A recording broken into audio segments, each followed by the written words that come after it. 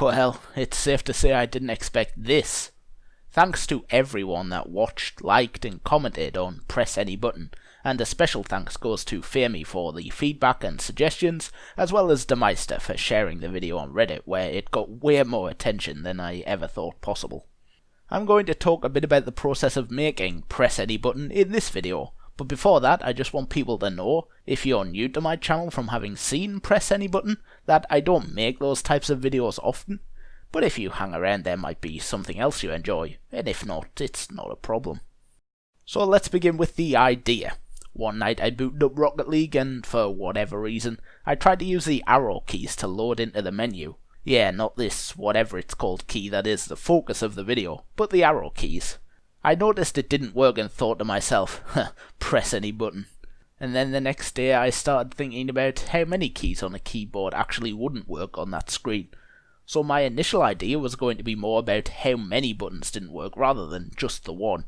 The video would have been the same sort of story, with the main character getting mad about the lying title screen, but the context would have been a bit different. When I started testing exactly how many keys on a keyboard aren't accepted by Rocket League's title screen, I came to realise that almost all keys are accepted. I thought this was the end of the video. I thought, oh well, it was a nice idea. But 10 minutes later I actually thought that the video might even be funnier for a guy to be mad about only one key not working. So that's what the video became.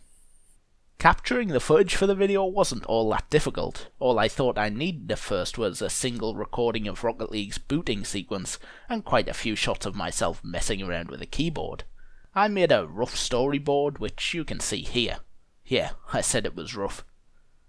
At this point I didn't actually know how the video was going to end, but I knew I wanted a lot of different shots of me hitting the keyboard and Rocket League's menu to load. I tried a few different methods of holding the camera, as I was just using my phone and I don't have any sort of mount for it.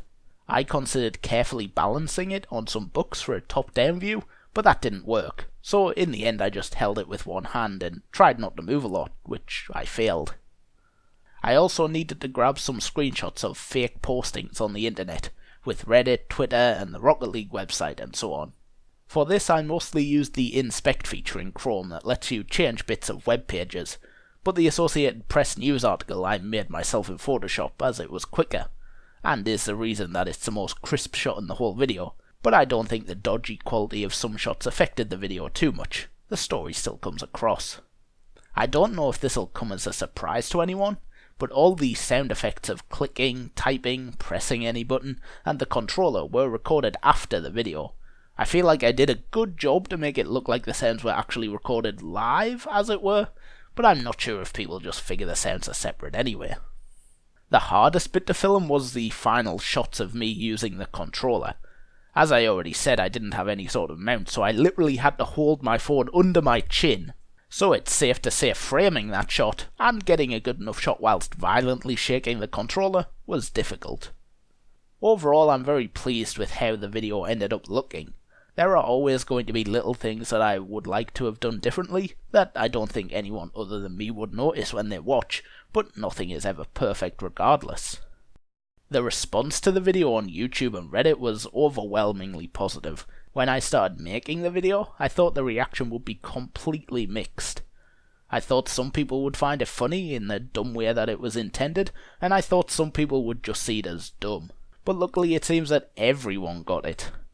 I loved reading all the comments and figuring out if some people were playing along with the joke, or if the video actually tricked them into thinking certain parts were really true. And I was also glad to see some of the more subtle things were picked up on.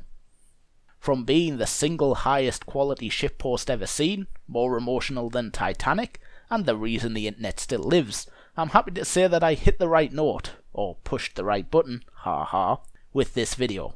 If you told me before I made it that this silly little video I was thinking about would get 10,000 views, 1,500 upvotes and over 100 comments, I would have laughed. But thank you again to everyone that has been so kind about this video. Hopefully my next good idea will come a bit sooner, but I'm not making any promises. And Psyonix, please fix.